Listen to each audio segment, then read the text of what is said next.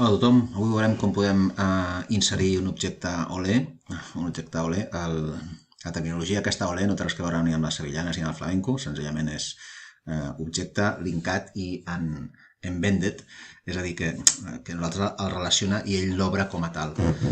Vaig explicar una miqueta millor. Si jo vull posar aquí una taula, que és una taula que tinc jo dins d'un full de càlcul, com per exemple aquesta, països amb menys cobertura d'aigua potable bàsica, obrim. Això és un full de càlcul, d'acord?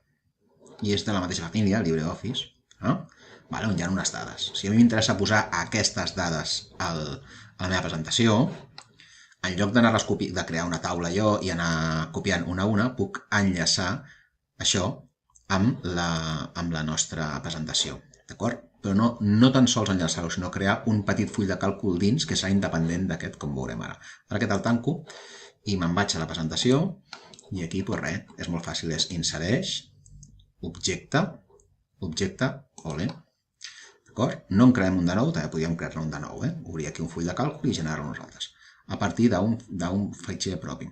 A veure, l'opció de crear-ne un de nou, si necessiteu fer-ho urgentment i no voleu perdre temps a obrir-lo, es pot fer, però jo considero que és millor treballar directament amb el full de càlcul i quan ho tinguis fet, doncs crear-lo a partir de l'objecte fet perquè tens més opcions.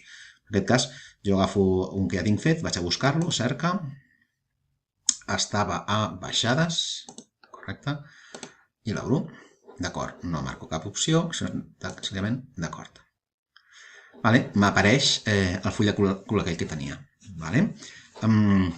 Coses interessants, jo si l'obro puc accedir al full de càlcul, d'acord? I ara estic amb el full de càlcul, la LibreOffice, per exemple, si jo volgués venir aquí i dir, a veure, fem una miqueta més gran, i dir, escolta, mira, el valor aquest d'Uganda, que és 39.03.032, vaig a arrodonir-lo.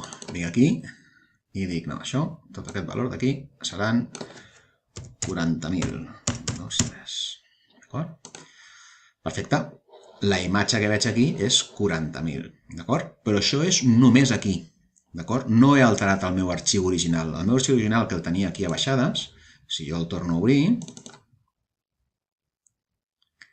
aquí ens segueix sortint els 30.032,383, d'acord? És a dir, no m'altera, m'ha creat un altre arxiu dins de l'altre. És més, si jo ara aquest, vaig aquí, perdoneu, això ho gravem, d'acord? Gravem aquesta presentació, ja està gravada, la tanco, me'n vaig aquí a baixades i elimino aquest full de càlcul, eliminar-lo. D'acord? Quan torno a obrir la meva presentació, ell em segueix conservant això, perquè no és un enllaç linkat a un arxiu que jo tenia, d'acord? No és com passa, per exemple, amb els sons. No, ell m'ha generat aquí dintre un petit full de càlcul. Segueix tenint els valors que jo tingués.